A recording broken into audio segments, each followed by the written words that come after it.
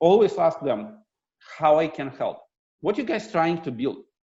What I can do for you?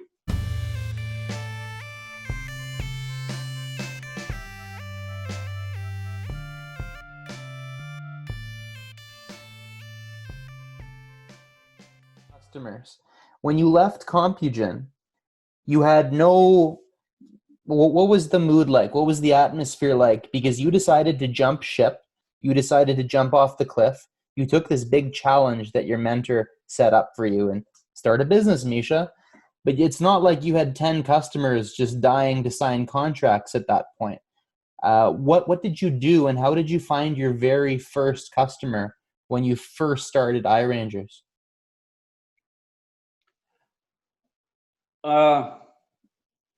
It was kind of crazy move, to be honest. Okay. What I really hate in my life, it's really procrastination. Okay. So when I made the decision to move on, I said to myself, here's the deadline. This day, I will move on. No matter what. Okay. No matter what, I will move on. And I had a belief that I will find clients. And I had a strategy how I'm going to do this. I had ideas, I already started to prepare a partnership model. You know how we work, but when I made the decision, I had no client. Okay, no clients, nothing. To be honest, Compugen came to me. And like when I said, okay, guys, I'm leaving. This is my last month. I will work for another month. Then I will go. At some point, Compugen came to me and asked me to be a subcontractor and help them, on one project. So actually, my first client was Compugen. Actually, my first invoice I sent to Compugen. Wow. Okay. So this is how I started. And my strategy and all the approach to work with partners actually proved to me that it was right. So I started to get clients through partnership. Okay. I believe in a partnership, huge time.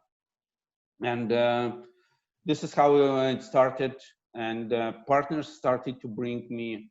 At that moment, I had one partner, and after about 2 months, I got another one. I call it strategic partnership. Yeah, is the first partner the one that I know, the big one? Yes. Okay. How did you? So in that partnership, I understand how a strategic partnership works. But you obviously need to have mutual benefit. I know I've asked you this question before, but why do you think?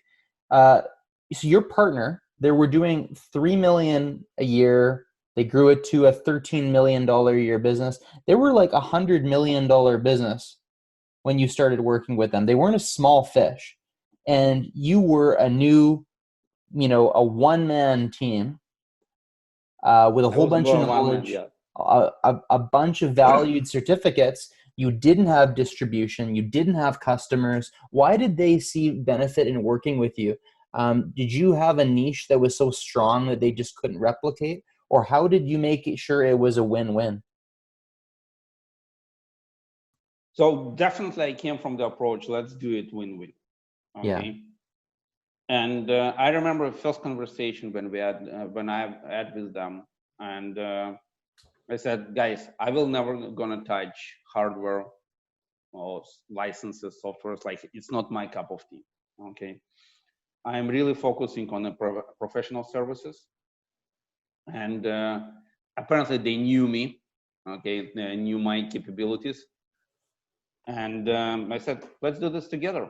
Let's form a team of not just one company. Let's build a consortium, and I can. This is what I can bring to the table. Okay, and let's go with this. Like, you guys don't have this capability. I put my life get to the level where I am right now. And apparently it worked. We worked like for many years together. Okay, it wasn't just start and disappear. And it actually the second partner, strategic partner, I was introduced to through them. Wow. So apparently they loved the way I operated, the way we worked, and of course, like everybody made money. Like it has to be a win-win situation on all levels, including financial. Sure. Okay, Yeah. so I believe in philosophy: 50% of something is better than 100% of nothing.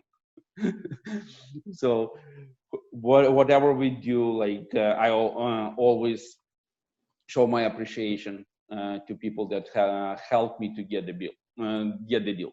Is it Okay, fair to so say that your first $1 million that you made in revenue, did most of that come from that one partnership? not most, but more than 30%, yes. Okay, so a good kickstart, a good It was a start. huge kickstart. You built your financial base off of a good partnership. Do you know if you were to provide advice to somebody else, how do you find a good partnership? Like, how did you know that this was the right company? Again, maybe that was a little bit luck too, but what do you think is the formula for an entrepreneur who is starting a business, who wants a strategic partnership? They can do hundreds of thousands of dollars in their first 1 or 2 years off of one good partner. What would you advise? Don't think about money. Money will come. Like, think about how this partnership can work. Okay, Hmm. what value you can bring, and how you can help your partner to grow as well. Like, it probably sounds like a cliche, but this is how it's supposed to be. Okay, like if you get into the client to the company, strategic partner that you want to have a strategic partner, always ask them how I can help. What you guys trying to build? What I can do for you? Don't think about yourself. They will do it. They will Yeah. do like the same. Like I'm getting quite a lot of calls now. A lot of calls from different companies, different startups that trying to go with the same mode. We want to be your strategic partner. Unfortunately, probably 65, 70% of those calls, they kind of start like, Misha, how much percentage should we pay you? Hmm. To and I'm like, I didn't ask for this. Like you did, you're asking wrong question. Let's talk how we can work together, not about how we splitting money. Like money can be divided always. Like you need to, first of all, you have to cook the cake before you think how you're going to divide the cake. Like That's honestly, this is probably the thing that I did wrong building Consultica, building my software service company, because I had lots of partners, like partners. They would call me a strategic partner, I would call them. And I honestly did also find, you said 30% of your deals came from this one strategic partner. I would say, I don't want to put a percent, but maybe amongst a few partners, 50%, maybe 50% I got myself, 50% from strategic partners, multiple. But I never took that approach, Misha. And that's probably one reason why I didn't do as many deals with partners as I thought I would, because I came at it from the perspective of how we can do projects and not thinking about how we can add value to what they're doing.